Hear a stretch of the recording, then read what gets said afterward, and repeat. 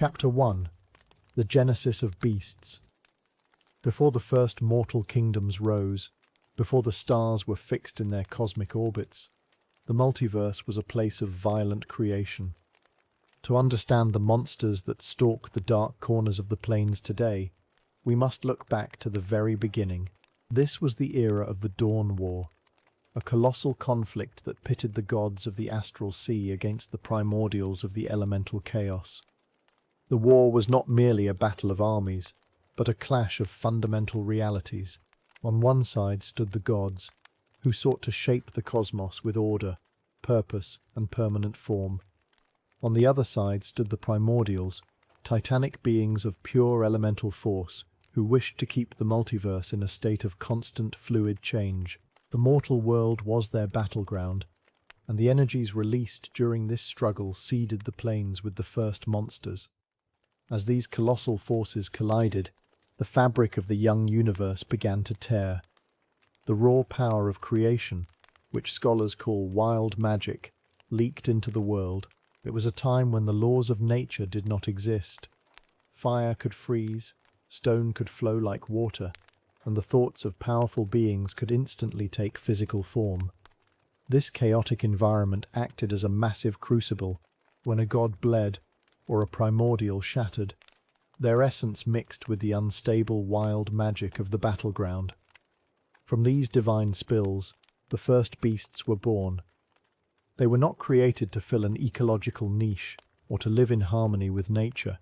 They were born of anger, survival, and the desperate need for weapons. In this era, both sides realized they needed soldiers that could match the scale of their enemies. This led to the creation of abominations, which were living engines of destruction. Unlike the beasts of today, these creatures were designed with a single, terrifying purpose: to erase the enemy's creations. The most infamous of these weapons is the Tarrasque, created by the primordials to lay waste to the beautiful cities built by the gods. The Tarrasque was designed to be indestructible. Its shell could deflect the mightiest spells, and its body could regenerate from almost any wound. It possessed no intellect, only an endless driving hunger meant to consume entire civilizations. Though the primordials were eventually defeated, the Tarrasque could not be truly destroyed.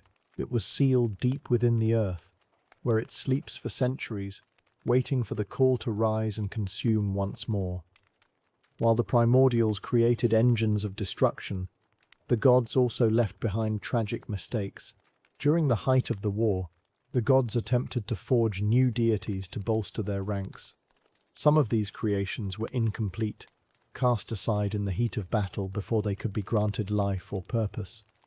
These stillborn divine entities became the Atropals, denied a place in the celestial pantheon. These massive, floating nightmares became mockeries of life. They wander the cold, empty spaces of the plains, weeping with a sound that can rot the flesh of any living creature.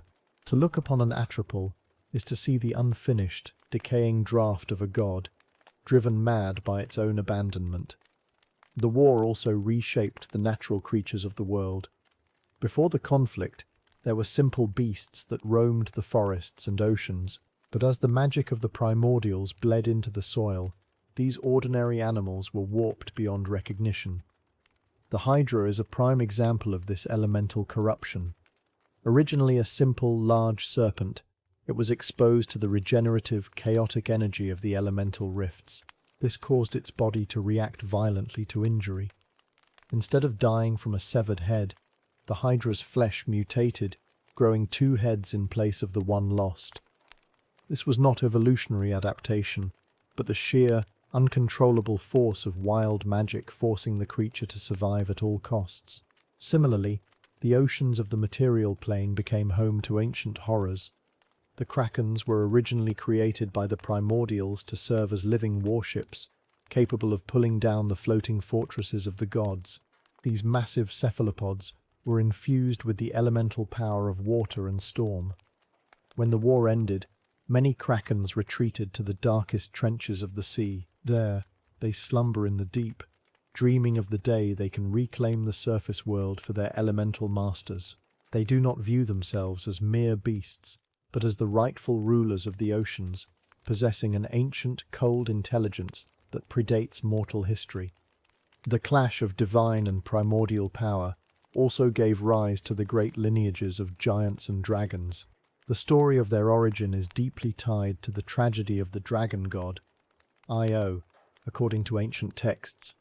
Io was a single, magnificent deity who represented all dragonkind. During the war, a primordial of immense power split Io in half with a single devastating blow, but instead of dying, the two halves of the dragon god became two new deities, Bahamut, the platinum dragon of justice, and Tiamat, the multi-headed queen of greed. The blood that spilled from Io's wound fell upon the earth, and from those divine drops, the first true dragons arose. They inherited the elemental fury of the war and the divine majesty of their creator, making them some of the most formidable predators in the multiverse. Meanwhile, the giants were shaped by the primordials to act as their primary foot soldiers. They were given bodies of stone, frost, fire, and storm, matching the elemental realms from which they were born. Each clan of giants was designed to master a specific aspect of the world. The fire giants forged weapons in the heat of the earth, while the frost giants claimed the frozen wastes. For ages, the giants and the dragons fought their own private wars, mirroring the larger conflict of their creators. This ancient rivalry still burns in their blood today, a lingering echo of a war that ended eons ago. As the centuries passed, the wild magic of the Dawn War began to settle. But it did not disappear entirely. It pooled in remote areas, creating zones of unstable arcane energy. In these places, the boundaries between the planes were thin. Creatures that wandered into these zones were often fused together by the residual magic. This is how scholars explain the existence of beasts like the Chimera, which possesses the traits of a lion, a goat, and a dragon. These are not stable species created by a divine hand, but the accidental results of magical storms that warped the flesh of creatures trapped in their path. Even the plants and insects of the world were not spared from this transformation. In areas where the elemental planes bled into the material world, simple insects grew to monstrous proportions. Giant spiders, scorpions, and beetles became deadly predators, their natural weapons enhanced by elemental energy. Plants developed a hunger for flesh, moving their vine-like limbs to catch prey. The shambling mound, a mass of rotting vegetation animated by lightning and swamp magic, is a direct descendant of these early, magically charged flora. For the modern scholar or adventurer, understanding this genesis is crucial. The monsters we face in the ruins of ancient cities are not random hazards. They are the living remnants of a cosmic war. Their abilities, their immunities, and their instincts were all forged in a time when the universe itself was being torn apart. When we look at a beast like the Tarrasque, we are not looking at a natural predator, but at a weapon of war that has outlived its creators. By studying these ancient origins, we can find the hidden weaknesses of these creatures, learning how to survive in a world that was shaped by the fury of gods and primordials. Chapter 2. The Dragon Hierarchy. Chromatic and Metallic. To understand the vast cosmology of the planes, one must understand the dragons. They are not merely massive beasts that hunt and hoard gold. They are the physical shape of elemental magic, carved from the very fabric of creation. At the heart of their existence lies a deep, eternal division. This is the great divide between the chromatic and the metallic broods. It is a conflict that is as old as the multiverse itself, driven by the cosmic alignment of two opposing gods, Bahamut, the platinum dragon, and Tiamat, the dragon queen. For thousands of years, scholars have studied these magnificent creatures. They have categorized their scales, mapped their strange anatomy, and recorded the terrifying power of their breath. While both families share a similar basic shape, their inner natures and bodies could not be more different. To face a dragon is to face a natural disaster with a mind. To survive such an encounter, one must understand the physical and spiritual laws that govern their lives. Lundis will do steb tp mupik. These creatures are defined by their greed, their cruelty, and their chaotic or lawful evil natures. They do not see themselves as part of the world. They see the world as something to be conquered, ruled and consumed. Their scales are duller than those of their metallic cousins, absorbing light rather than reflecting it. This coloration matches the harsh environments they choose to call home. Anda mendi tomandi hundi beefon, hundi moni dom mandi mondi babs. These massive beasts are the ultimate symbols of fire and pride. Physically, a red dragon is built like a mountain of muscle and thick, ash-coloured scales that turn a deep crimson red as they age. Their wings are exceptionally large, allowing them to sail on the hot air currents of active volcanoes and high mountain peaks. Inside a red dragon's chest lies an organ known as the Draconis Fundamentum. In red dragons, this gland is a furnace of pure magic, heating the blood and lungs to incredible temperatures. When a red dragon exhales, it releases a massive cone of fire that can melt solid stone and turn a knight in steel armor into a puddle of liquid metal. They are arrogant, viewing all other living things as insects, and they will never accept anything less than complete submission. In contrast to the chaotic fire of the red, the blue dragon is a creature of dry heat, lightning, and strict order. Blue dragons make their homes in vast deserts and dry badlands, where they burrow beneath the sand to surprise their prey.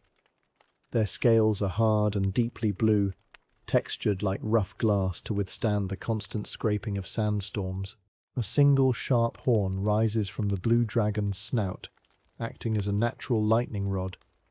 When they hunt, they do not breathe a cone of flame, but rather a narrow, terrifyingly precise line of blue lightning.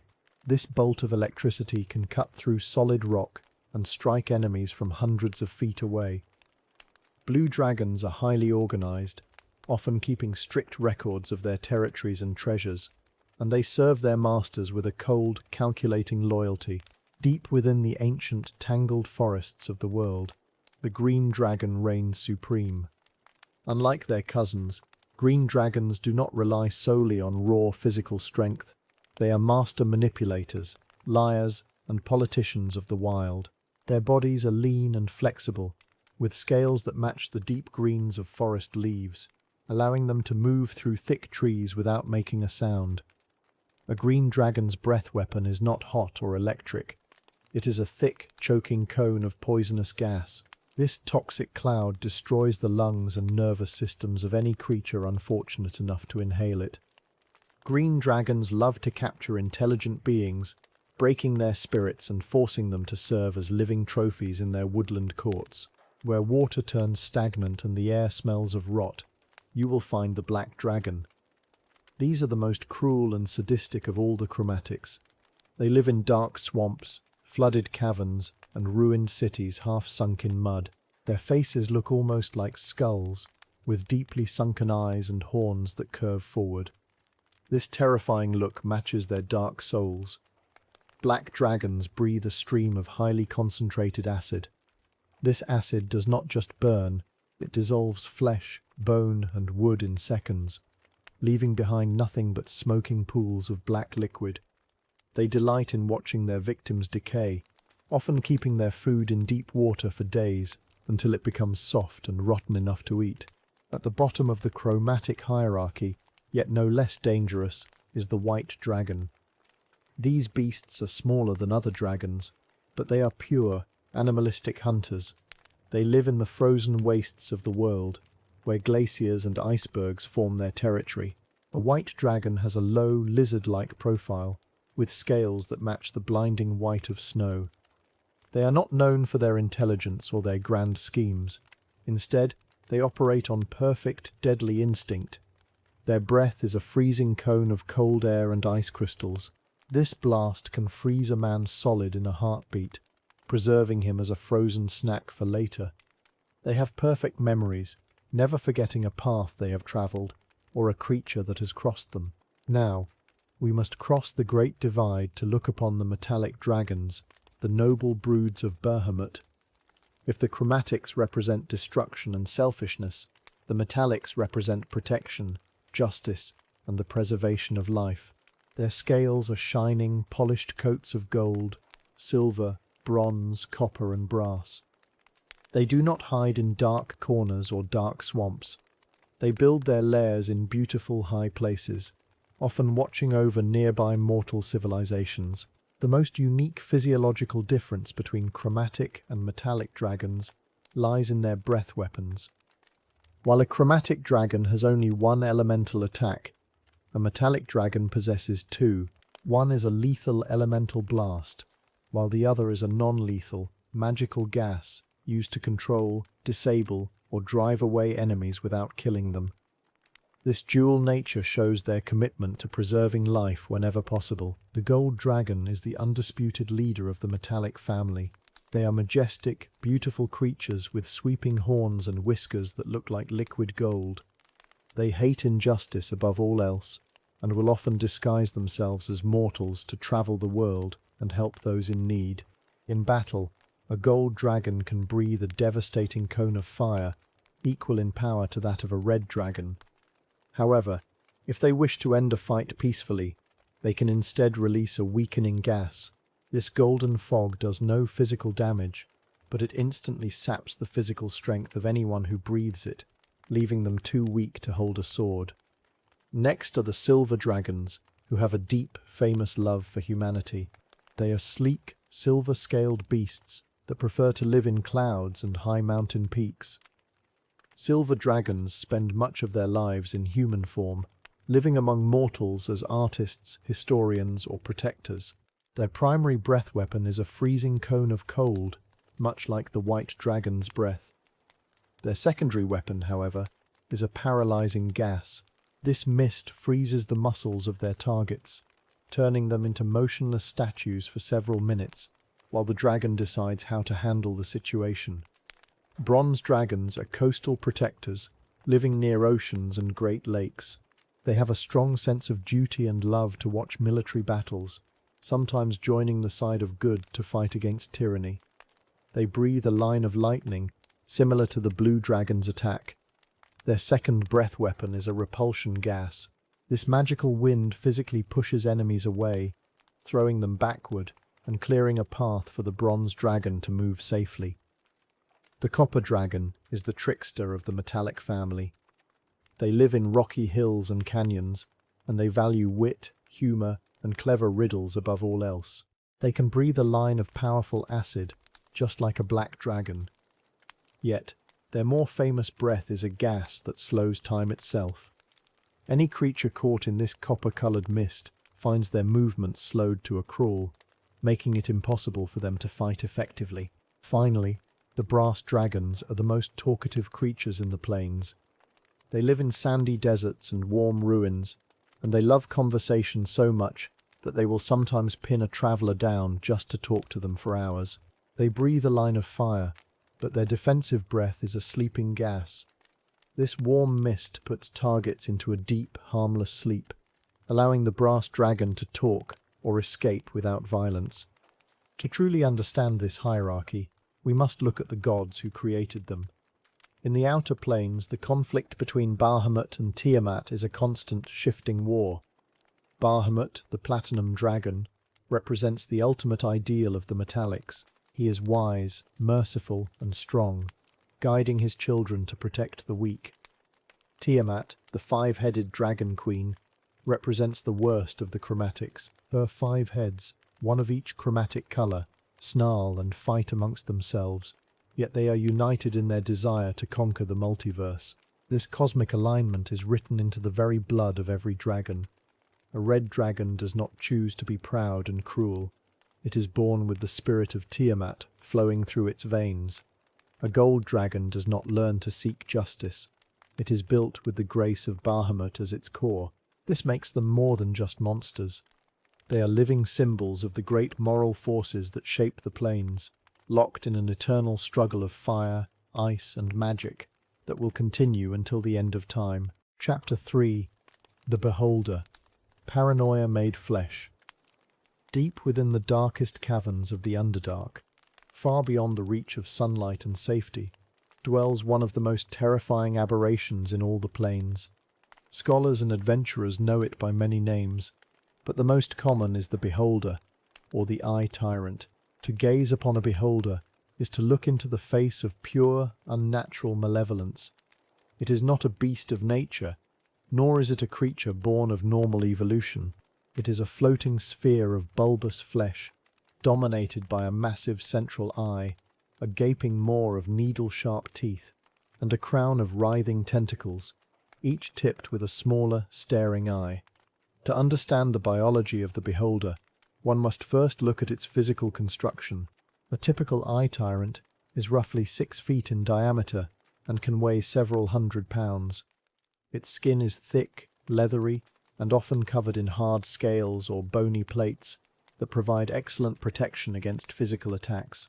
Yet, despite its heavy, dense body, the beholder does not walk, crawl, or slither. It floats. This flight is not achieved through wings or gas-filled chambers, but through an innate, magical levitation. The creature drifts effortlessly through the air, completely ignoring the pull of gravity. It can turn, rise, and descend with perfect control, moving as silently as a ghost through the rocky corridors of its domain. The most defining feature of the beholder is its sight. A single, giant cyclopean eye sits in the center of its face. This central eye possesses a terrifying power. It projects a constant cone of anti-magic. Any spellcaster standing in the path of this gaze will find their magic completely snuffed out.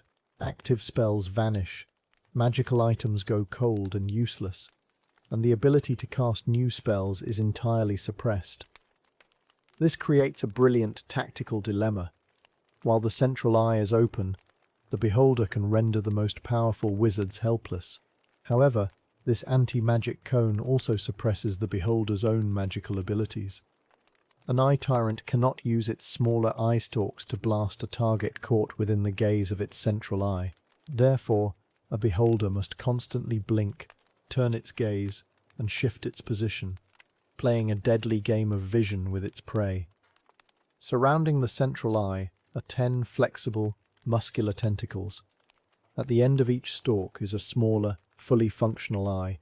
Each of these 10 eyes can produce a unique and devastating ray of magical energy. One eye shoots a charm ray, forcing allies to turn their weapons against one another. Another fires a paralyzing ray, leaving a warrior frozen in place, unable to scream. There are rays that cause deep, irrational fear, rays that slow movement, and telekinetic rays that can lift heavy objects or toss adventurers like ragdolls. The most feared, however, are the rays of destruction. The disintegration ray can turn a fully armored knight into a pile of grey dust in a fraction of a second, while the death ray simply snuffs out the target's life force instantly, leaving no physical mark. While the physical power of a beholder is immense, its psychology is perhaps even more dangerous. These creatures possess a genius intellect that far surpasses that of ordinary mortals. A beholder's mind is a supercomputer of cold, calculating logic. Where a human might see a series of random events, a beholder sees a complex, interconnected conspiracy. This hyperintelligence feeds a state of absolute, eternal paranoia. A beholder firmly believes that every living thing in the multiverse is actively plotting its demise. It spends every waking moment analyzing threats, mapping out escape routes, and designing elaborate traps. It has plans within plans, preparing for scenarios that may never happen, simply because it can conceive of them. This paranoia is coupled with an unmatched, supreme arrogance. Each beholder believes that it is the absolute pinnacle of creation, the perfect ideal of what a living being should be. It views all other creatures, including other beholders, as grotesque, imperfect abominations. Even the slightest difference in another beholder, such as a slightly different skin shade, a minor variation in scale pattern, or a different length of eye stalk, is seen as an intolerable defect. Because of this intense xenophobia, beholders are almost always solitary creatures. They cannot stand the sight of another of their kind, and any meeting between two eye tyrants almost always results in a brutal fight to the death. Malnon says, they do not mate, nor do they lay eggs in the traditional biological sense. Instead, beholders dream each other into existence. A beholder's mind is so powerful that it can warp the fabric of reality itself. When a beholder rests, its body goes still, but its mind remains semi-conscious and hyperactive. It enters a state of deep, dream-filled slumber. If the beholder has a particularly vivid dream, especially one fueled by its own deep-seated fears and paranoia, that dream can manifest physically. If a beholder dreams of another beholder, the sheer force of its mind tears a temporary rift in reality. From this rift, a fully formed adult beholder springs into existence, seemingly out of thin air. The nature of this new creature depends entirely on the dream of the parent. If the parent dreamed of a mirror image of itself, the new beholder will look identical. If the parent's dream was distorted by a nightmare, the new creature might have strange, mutated features. When the dreaming beholder wakes and sees its new creation, the results are almost always violent. Both creatures, believing themselves to be the perfect, original specimen, and the other to be an ugly imposter, will immediately engage in a deadly duel. Only one will survive to claim the lair. Sometimes these dreams take even stranger paths, creating different types of beholderkin. If a beholder dreams of swarm-like pests, it might spawn gazers, small, floating eyes that act as annoying, aggressive pets. If it dreams of blood and hunger, it might spawn a death kiss, a horror with blood-draining tentacles instead of eye stalks. Most tragic of all is the fate of an aging beholder.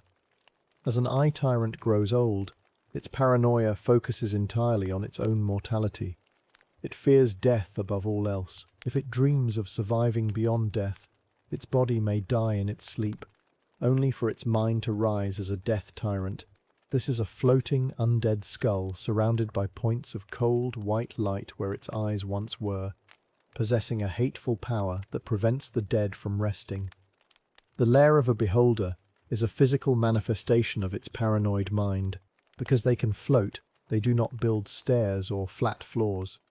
Instead, they use their disintegration rays to carve perfectly smooth vertical shafts, high ceilings, and floating platforms. An intruder walking into a beholder's lair will find themselves at a massive disadvantage. They must climb or fly just to reach the creature, leaving them exposed to the deadly rain of eye rays from above. Every corner of the lair is designed to maximize the beholder's sightlines while denying any cover to potential attackers. For those brave or foolish enough to hunt an eye tyrant, understanding these tactical details is a matter of life and death. Fighting a beholder requires careful coordination. One must exploit the limitations of its central eye. If the party's spellcasters can stay out of the anti-magic cone, they can unleash their spells. But they must be careful not to draw the gaze of the smaller, deadly eye stalks. Blind spots are rare, but they do exist. Approaching a beholder from directly behind, or forcing it into a narrow space where it cannot easily turn can provide a fleeting advantage. Yet, one must never forget that the beholder's mind has already simulated this very battle 1,000 times. The beholder remains one of the most iconic and terrifying entities in the planes. It is a living testament to the power of the mind, a creature born not of flesh and blood, but of pure, concentrated paranoia. It watches from the dark, its dozen eyes scanning the shadows, forever waiting for the conspiracies it knows are coming. Chapter 4.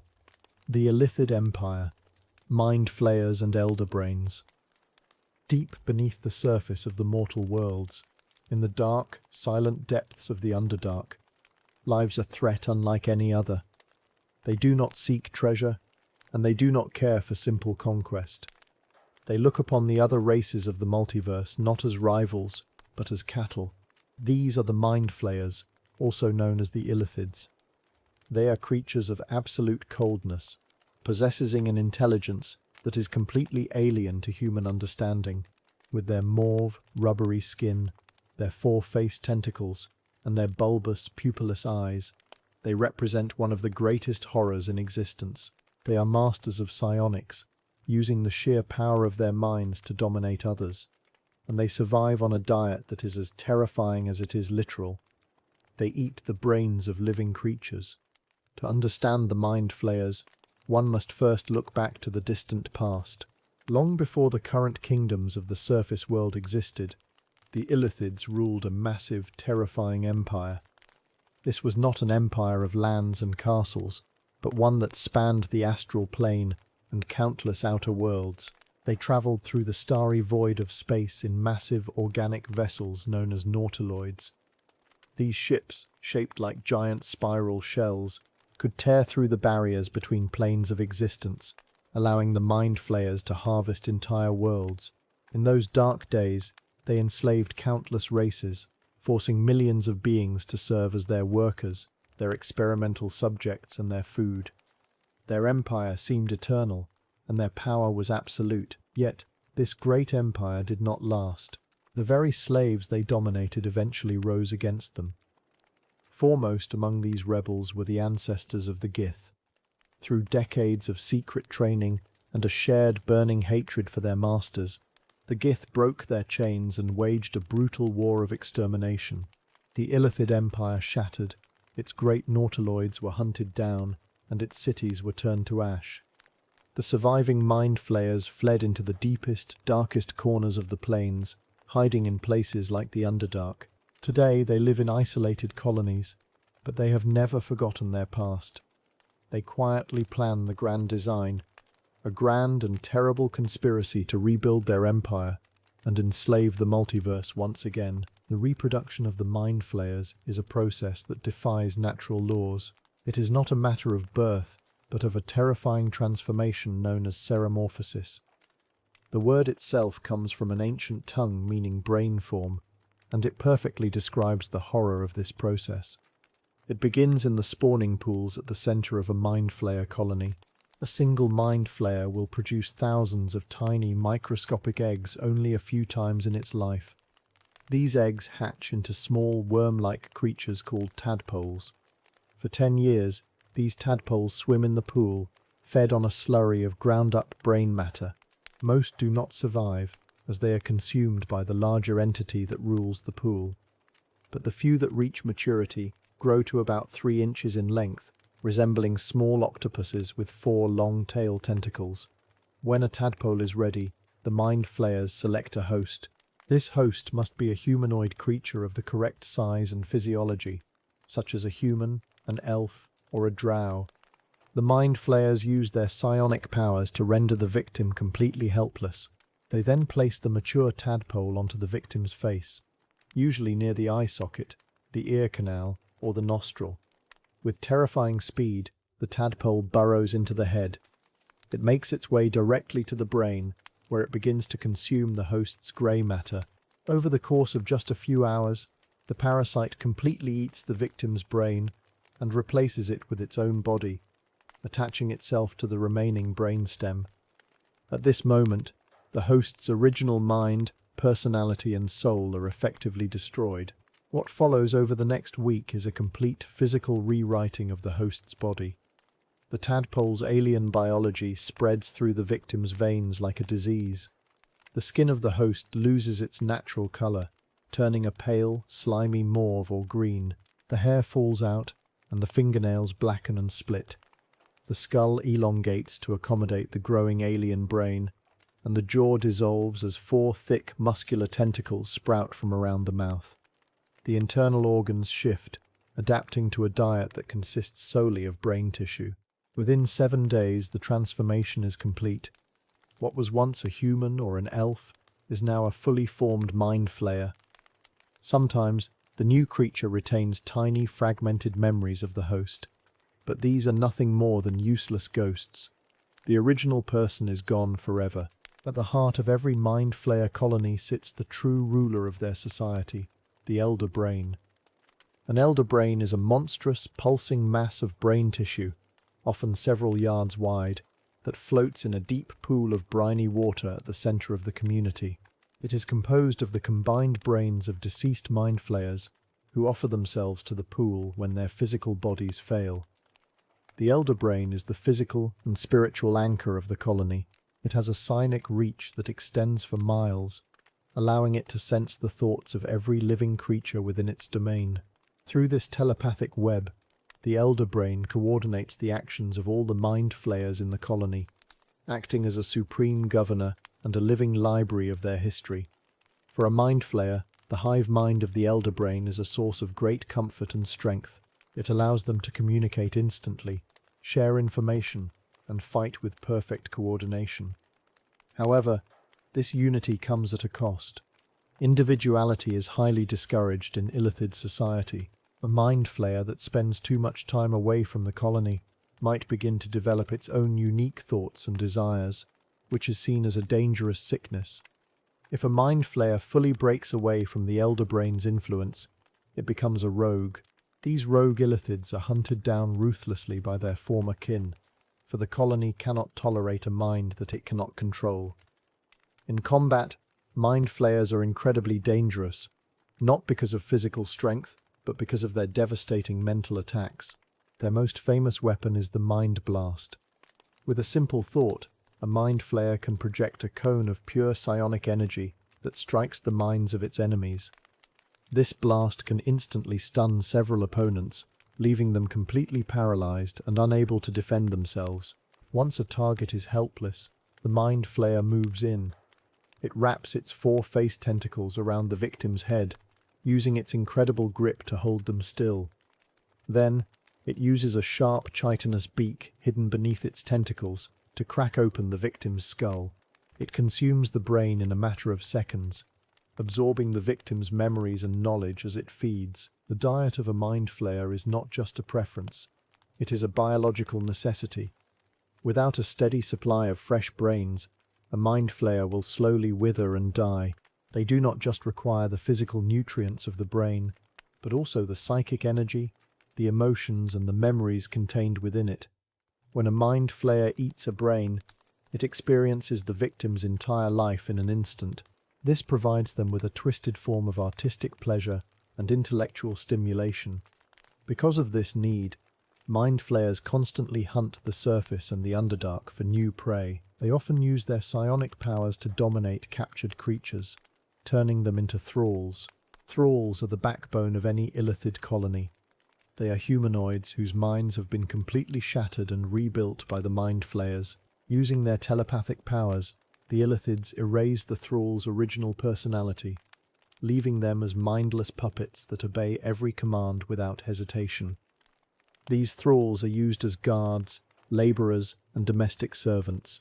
To the Mind Flayers, they are also a mobile food supply, kept alive until their brains are needed for a meal.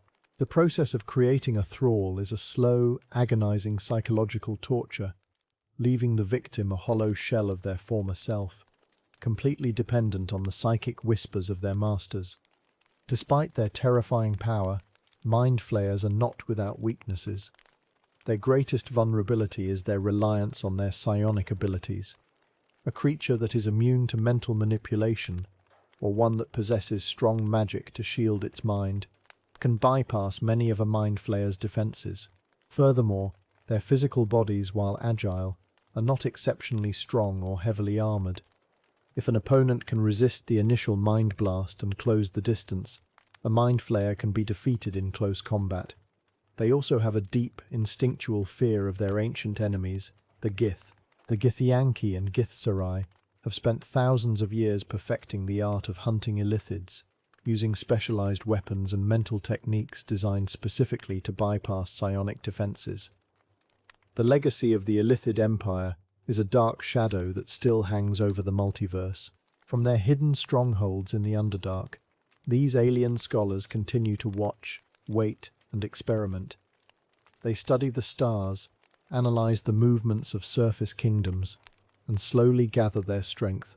Every Mind Flayer tadpole that is implanted, every brain that is consumed, and every thrall that is broken, is a small step toward their ultimate goal.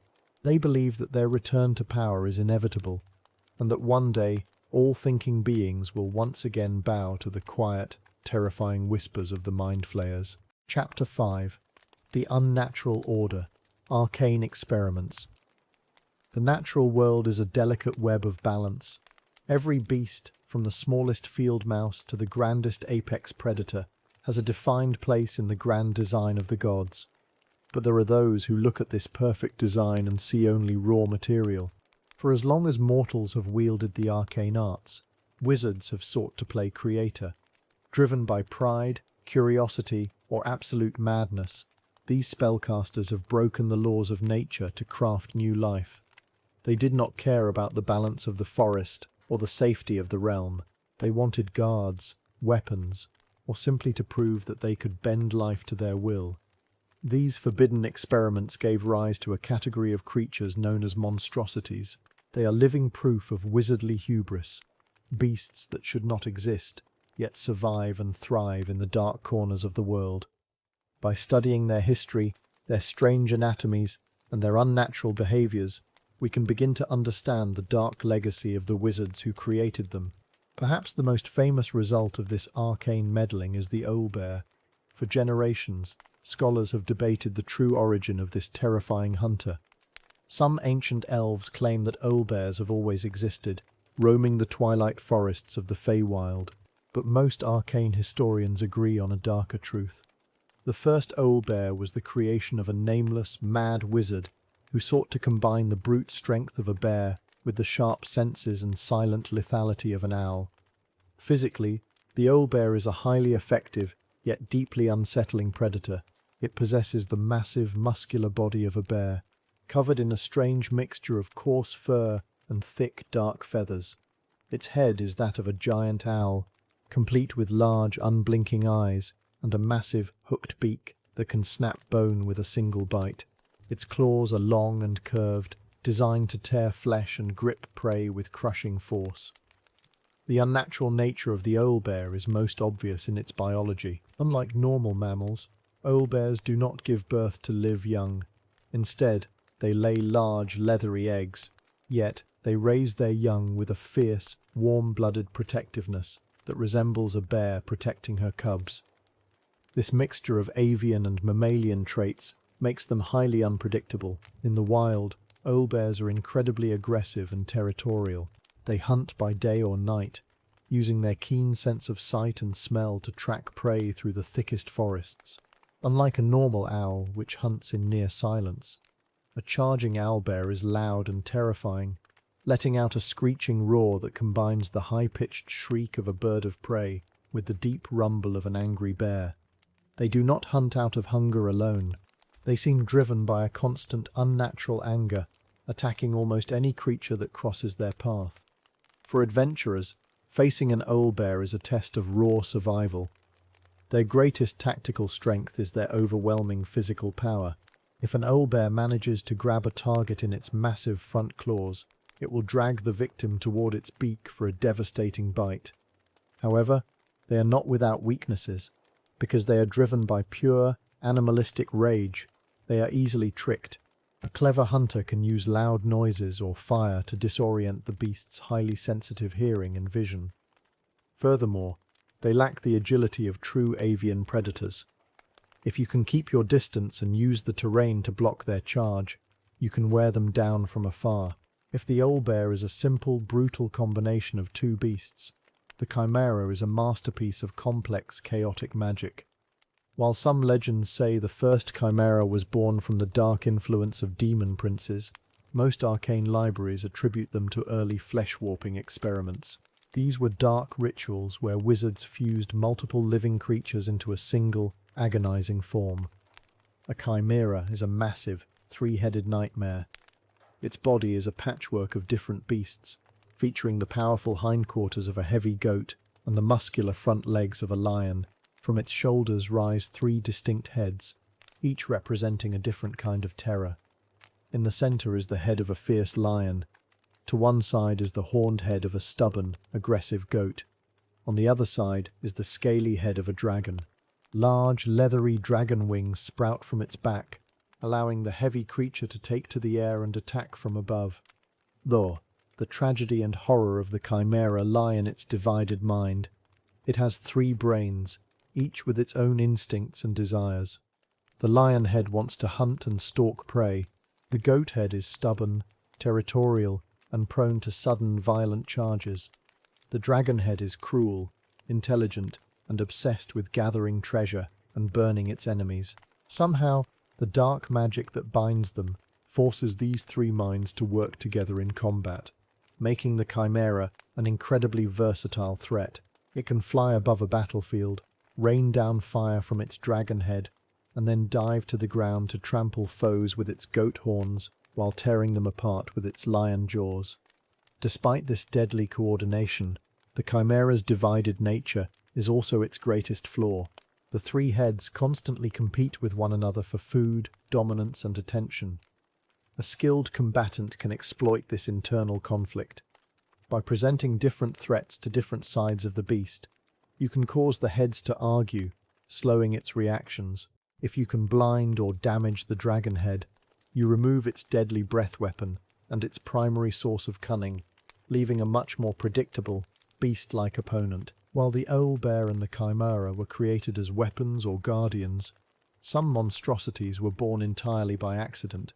The rust monster is perhaps the most dreaded example of a wizard's experiment gone horribly wrong. It was not created to be a mighty war beast, but rather as a mistake in a laboratory. The story goes that an ancient alchemist was trying to find a magical way to smelt iron or dissolve enemy armor during a siege. Instead of a useful spell or potion, they accidentally created a strange, insect-like creature that hungered for metal. This creature quickly escaped the laboratory, bred rapidly in the dark subterranean tunnels, and became the bane of civilized races everywhere. The rust monster is a bizarre sight. It is roughly the size of a large dog, with a heavily segmented, rust-colored carapace that protects its soft underbelly. It walks on four thin legs and has a long, prehensile tail that ends in a strange paddle-like shape. But its most defining features are the two long, feathery antennae that twitch constantly on its head. These antennae are highly sensitive, capable of smelling the scent of ferrous metals from great distances. The rust monster does not eat meat or plants. It feeds on the energy released when metal oxidizes. To feed, it simply touches its antennae to any metal object. Instantly, the metal begins to corrode, turning to soft, flaky rust in a matter of seconds. The rust monster then uses its small, sharp mandibles to chew and swallow the ruined metal, absorbing the energy of the decay. To a heavily armored knight, a rust monster is more terrifying than a dragon. A dragon might kill you, but a rust monster will destroy your family's heirloom plate armor and your magical sword in a single breath. It does not care about the magical enchantments on a weapon, though highly magical items can sometimes resist the effect. It simply sees metal as food, and it will aggressively chase down anyone carrying iron, steel, or even precious mithril. Tactically, fighting a rust monster requires a complete shift in strategy. Traditional weapons and armor are useless, and will only be destroyed if they make contact with the creature. The best defense against a rust monster is to use wooden weapons, clubs, or magic that does not rely on metal components. Additionally, because they are driven entirely by a desperate hunger for metal, they are incredibly easy to distract. If a group of adventurers is cornered by a rust monster, throwing a handful of iron spikes, a spare shield, or even a few copper coins in the opposite direction will usually cause the beast to stop and eat, allowing for a clean escape. These three creatures represent the dangerous reality of arcane experimentation. When wizards try to alter the natural order, they create monsters that do not simply stay in cages. They escape, they adapt, they breed and find their own places in the wild ecosystems of the world. The owlbear now rules the temperate forests. The chimera nests in high mountain peaks, terrorizing nearby villages. The rust monster infests the deep caves and dungeons, waiting for the next armored explorer to wander into its territory. They are living reminders that magic is not a toy, and that the consequences of a wizard's curiosity can last for thousands of years, rewriting the natural world in ways that can never be undone. Chapter 6. The Blood War. Fiends of the Lower Planes. To understand the lower planes of existence is to understand an eternal conflict that has raged since the dawn of time itself. Across the planes of darkness, two massive forces of evil are locked in a war that can never truly end. This is the Blood War. It is not a simple war for land, gold, or power. It is a cosmic battle between two completely different ways of being evil. On one side are the devils of the nine hells, who believe in absolute order, contracts and tyranny. On the other side are the demons of the abyss, who live for total chaos, madness and destruction. If either side were to ever win this war, the entire multiverse would be doomed. The battlefields of the Blood War are some of the most terrifying places in existence. Most of the fighting takes place on Avernus, the very first layer of the nine hells. Avernus is a ruined wasteland under a red, smoky sky. Its ground is made of sharp rocks, cold iron, and dust that is soaked with the blood of millions of soldiers. Huge war machines made of black metal roll across the landscape, powered by the souls of the damned.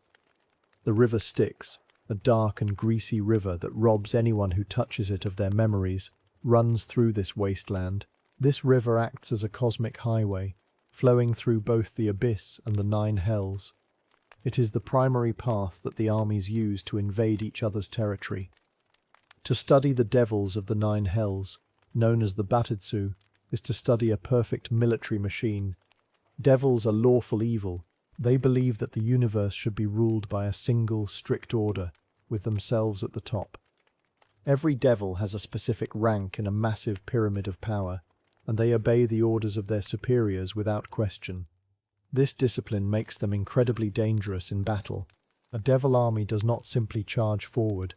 They march in perfect tight lines. They use shields, heavy armor, and complicated strategies. They set traps, use scouts, and know exactly when to advance or retreat. Physically, devils are built for systematic war.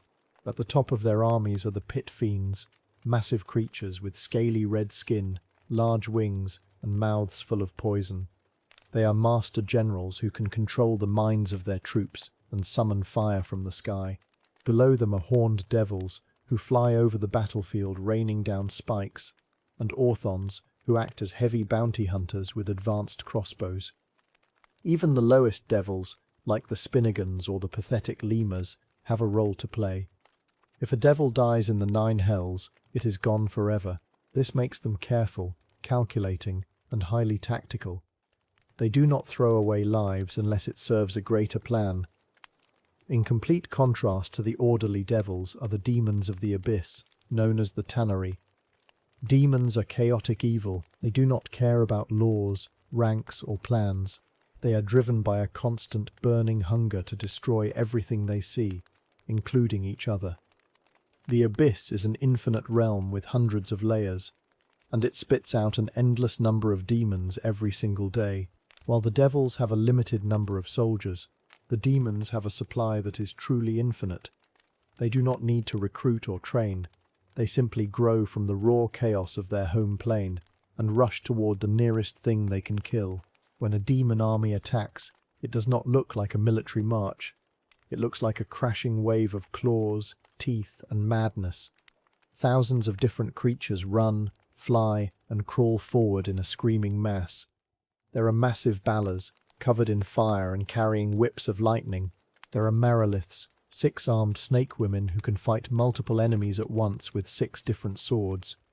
There are Vroks, which look like giant, dirty vultures that release toxic spores, and Dretches, small and pathetic monsters used as shields.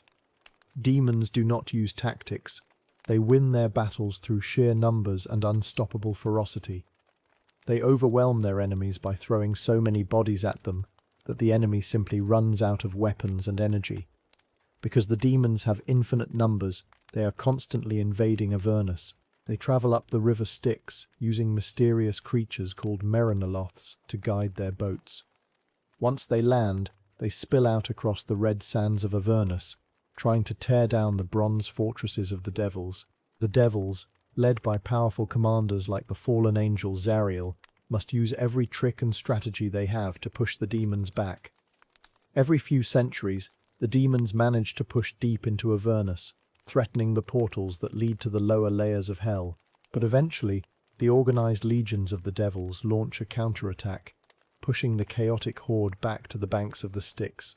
This constant back and forth has created a strange balance. If the demons had any organization, they would have overrun the Nine Hells eons ago. However, demons hate each other just as much as they hate devils. Demon lords like Demogorgon, Orcus, and Greyzast spend as much time fighting each other for control of the Abyss as they do fighting the Blood War. If one demon lord gathers a massive army to invade Hell, another demon lord will often attack them from behind. The devils are experts at using this chaotic nature against them. They send spies into the Abyss to start civil wars among the demon lords, ensuring that the demons can never unite their full strength. There is also a third group of fiends that plays a quiet but vital role in this eternal war. These are the Yugoloths, who come from the neutral evil planes of Gehenna and Hades. Yugoloths do not care about order or chaos. They only care about wealth, power, and their own survival. Because of this, they act as the ultimate mercenaries of the Blood War.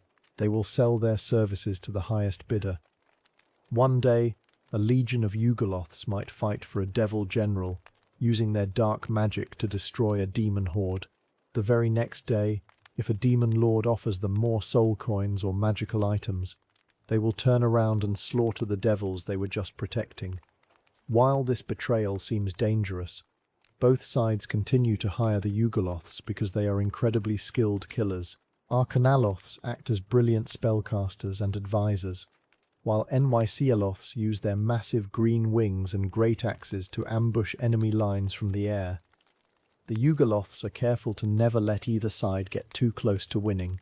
They understand that if the Blood War ever ends, the victor will no longer need mercenaries and will likely destroy them. Therefore, they secretly work to keep the war going, shifting their support whenever one side starts to gain a real advantage. To the rest of the multiverse, the Blood War is a terrifying nightmare, but it is also a necessary shield. The gods of the upper planes, such as the angels of Mount Celestia, watch the war closely but rarely interfere. They know that if the fiends were not busy killing each other, they would turn their eyes toward the planes of good and the mortal worlds. A single, united force of evil would easily conquer the galaxy. If the devils were to win, they would bring a cold, tyrannical peace to every corner of existence. Every mortal soul would be turned into a contract, and every world would become a highly organized prison. If the demons were to win, there would be no peace at all. The multiverse would be torn apart, layer by layer, until nothing was left but a silent, chaotic void. So, the Blood War continues, day after day, year after year. Millions of fiends are destroyed in the dust of Avernus, only to be replaced by new soldiers born from the dark energy of the lower planes. It is a war without a beginning, without an end, and without hope. It is the ultimate expression of evil, a dark machine that keeps the multiverse safe by consuming itself in an endless cycle of blood, fire, and fury. Chapter 7. The Ordning, the Caste of Giants. To understand the giants of our world is to understand a society of absolute divine order. For thousands of years, the descendants of the ancient empire of Ostoria have lived under a strict social structure known as the Ordning. This is not merely a collection of laws or a flexible class system. It is a cosmic, God-given hierarchy decreed by the giant created deity, Anum the All-Father. Under the rules of the Ordning, no two giants are ever truly equal. Every individual giant, from the highest lord to the lowliest outback hunter, knows exactly where they stand in relation to every other giant in existence. To disobey or disrespect a superior within the Ordning is considered a profound, unforgivable sin. Yet, this divine pyramid is not uniform. It divides the true giant races into 6 distinct castes, each defined by a specific virtue that their respective caste values above all else. At the very bottom of this cosmic ladder sit the hill giants.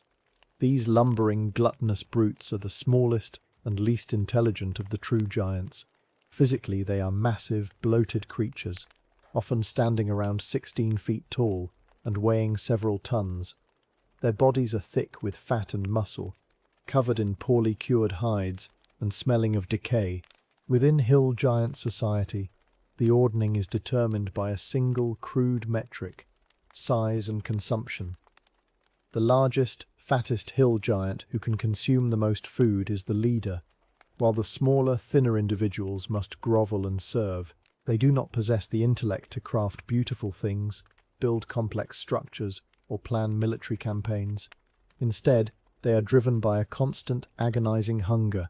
They raid farms, swallow livestock whole, and will eat anything from old leather to mud if nothing else is available.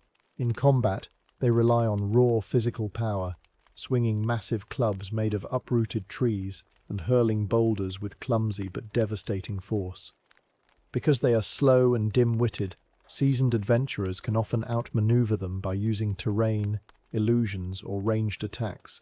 However, a cornered hill giant is a mountain of flesh that can easily crush an armored knight under its heel.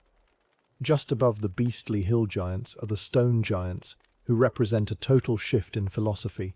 Stone giants are lean, graceful, and deeply spiritual creatures, with skin the color of chiseled basalt and eyes that resemble polished obsidian. They live almost exclusively in deep, cavernous underground networks, far away from the sunlit lands. For stone giants, the surface world is nothing more than a realm of dreams, an unstable, temporary place where nothing lasts. They believe that reality can only be found in the enduring rock of the deep earth.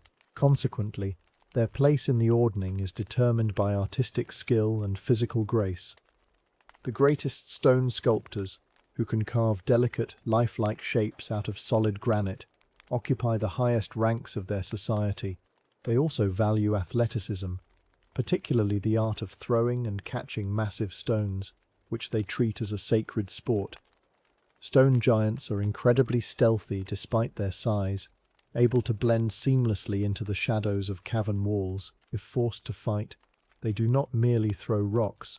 They launch them with terrifying sniper-like precision, and they can use their innate connection to the earth to meld into solid stone or cause the ground itself to swallow their enemies. Their isolation makes them difficult to encounter, and they rarely initiate conflict unless their sacred caverns are desecrated. Above the stone giants sit the frost giants, the merciless predators of the frozen north. Standing over 20 feet tall with pale blue skin, white hair, and wild, cold eyes, frost giants are the embodiment of winter's wrath. Their place in the Ordning is decided by a simple, brutal law: physical strength and martial prowess. To a frost giant, the only thing that matters is the ability to dominate others through violence, to hunt dangerous beasts, and to bring back trophies of war. Their leaders are always the most accomplished warriors, covered in scars and adorned with the horns, tusks, and bones of white dragons, polar bears, and defeated foes. Frost giants live in rugged, ice-covered keeps or nomadic camps, constantly plotting raids against civilized lands to plunder food, metal, and slaves. They are heavily armored in crude chainmail and iron-shod leather, wielding massive great axes that can cleave a horse and rider in half. Their physical endurance is legendary, and they are completely immune to the freezing cold. However, their reliance on physical dominance is also their greatest vulnerability. They despise magic, viewing it as a coward's tool, and their lack of tactical flexibility makes them susceptible to coordinated traps, fire magic, and well-disciplined armies that refuse to engage them in direct one-on-one combat. Occupying the next step of the hierarchy are the fire giants, where frost giants are chaotic and wild. Fire giants are disciplined, militaristic, and highly organized. They are shorter but much broader than their icy cousins, with dark, coal-colored skin, hair that resembles flickering flames, and teeth like scorched iron. Fire giants make their homes in active volcanoes, deep mines, and massive obsidian fortresses where they can harness the heat of the earth. Their position in the Ordning is determined by craftwork, specifically the ability to forge arms, armor, and great machines of war. A fire giant who can forge the strongest blade or build the most efficient siege engine earns a high rank, while those who cannot forge are relegated to physical labor, farming, or serving in the infantry. This focus on engineering and metallurgy makes them incredibly dangerous. They do not fight in chaotic mobs. They march in tight, Roman-style phalanxes, clad in heavy, masterfully crafted plate armor and wielding massive greatswords. They also construct massive iron golems, ballistas, and catapults to defend their territories. Their rigid discipline and reliance on physical fortresses mean they can be difficult to dislodge, but their burning nature makes them highly vulnerable to extreme cold, and their strict adherence to military protocol can sometimes make them predictable in battle. Near the pinnacle of giant kind are the cloud giants. These aristocratic, pale-skinned giants stand over 24 feet tall and live in magnificent floating castles made of solid cloud and marble. They are highly magical creatures who dress in fine silks, wear exquisite jewelry, and view themselves as far superior to all other giants except the storm giants.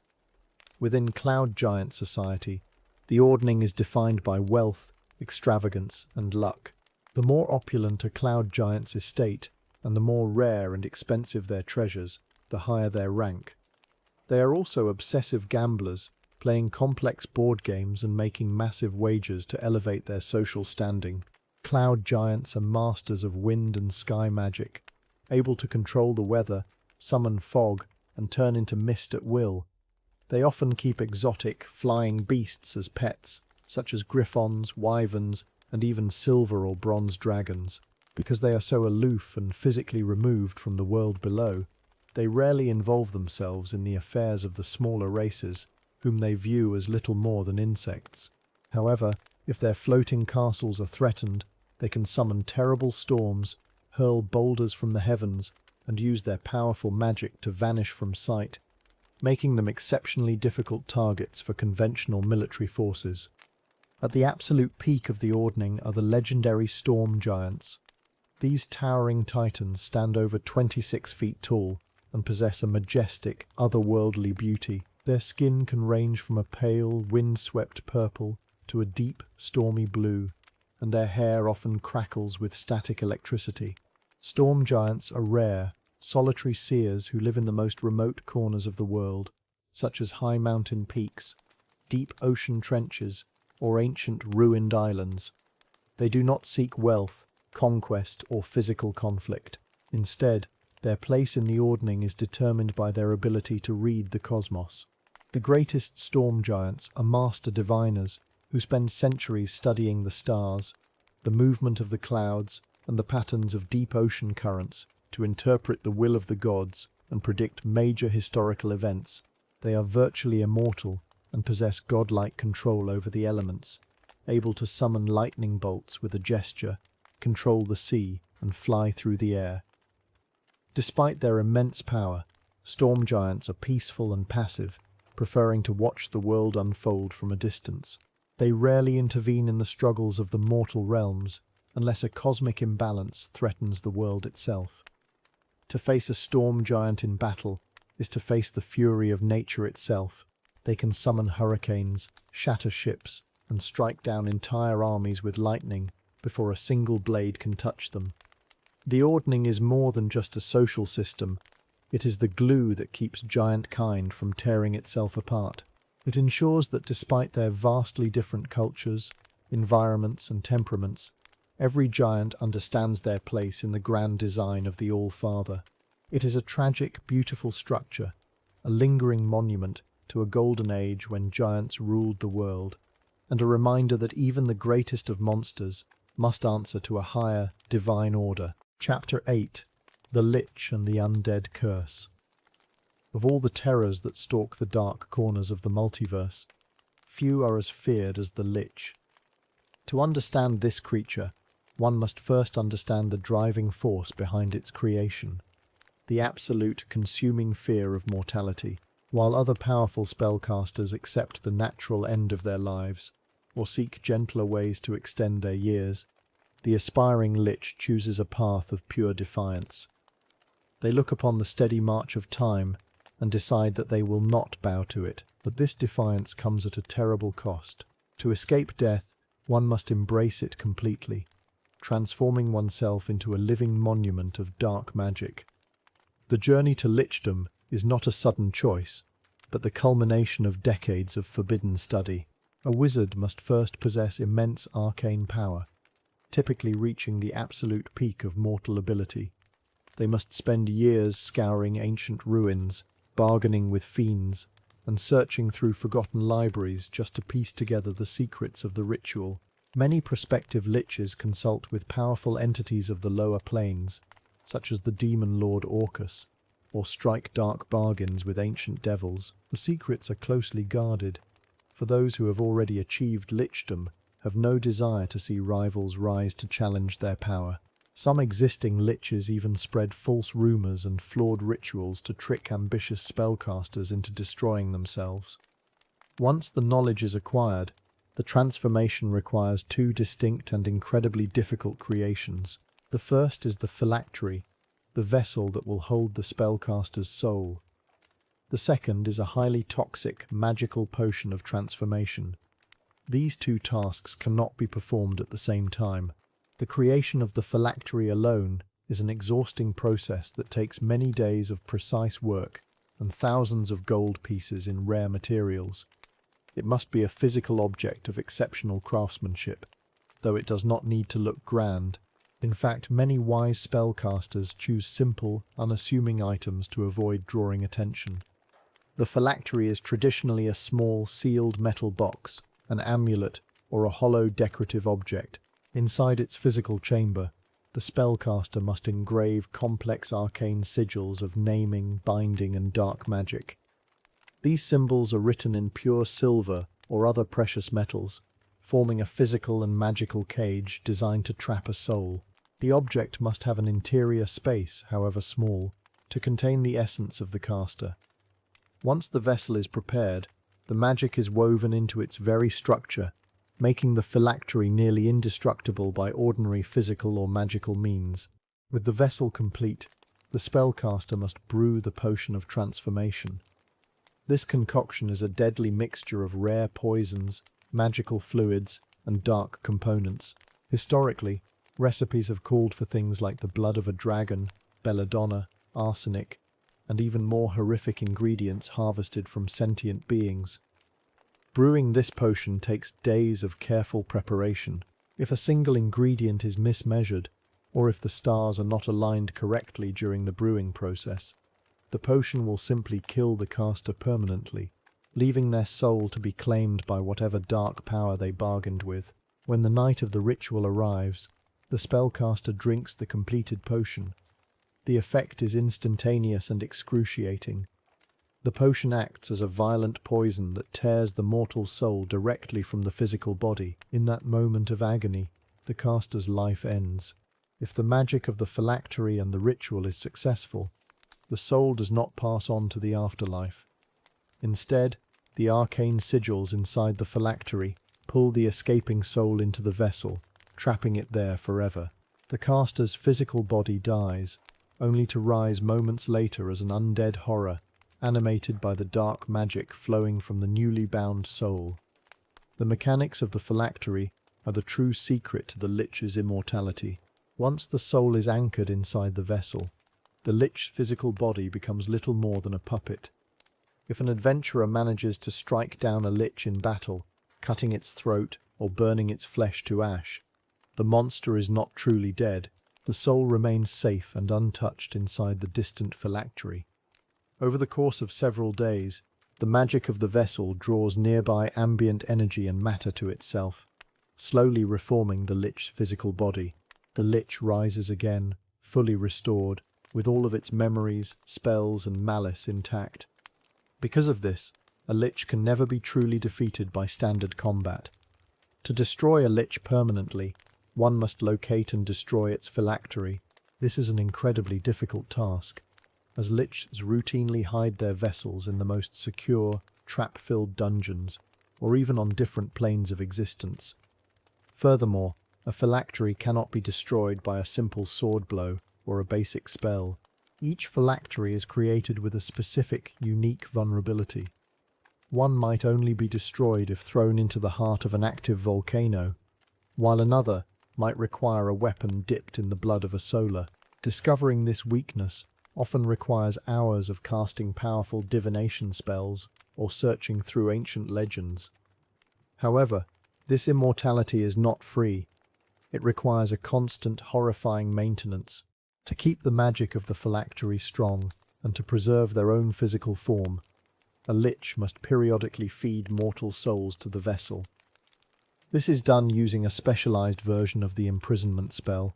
The lich traps a living victim and uses the magic of the spell to transfer the victim's body and soul directly into the phylactery.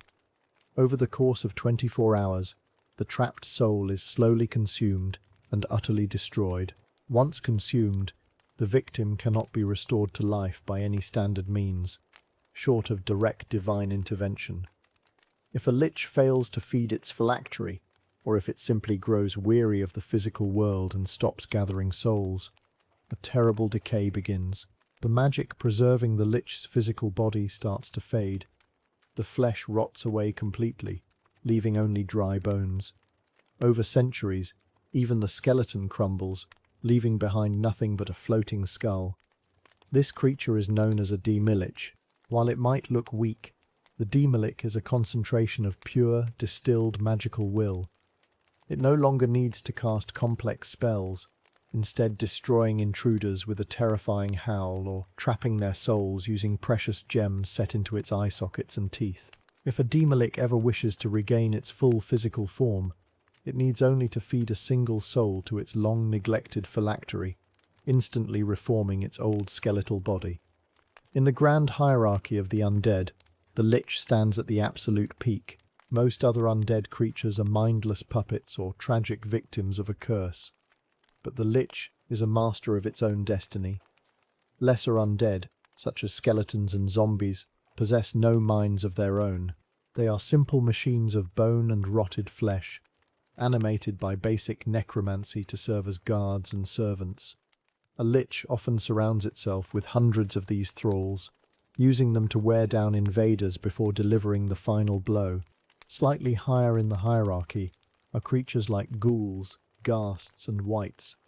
These undead retain a portion of their former intelligence, but are driven by insatiable hungers or hateful instincts.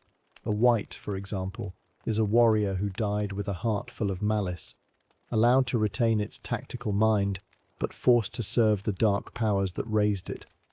Unlike the lich, these creatures have no control over their state of existence. They do not possess a phylactery, and if their physical bodies are destroyed, they are gone forever. They are merely soldiers in the lich's eternal army, completely subservient to the dark wizard's superior intellect and magical might. For those who must face a lich in battle, preparation is the only hope of survival. Engaging a lich in its lair without a plan is a swift path to the grave, because a lich retains all the intelligence and spellcasting ability it had in life. It will use every tactical advantage available.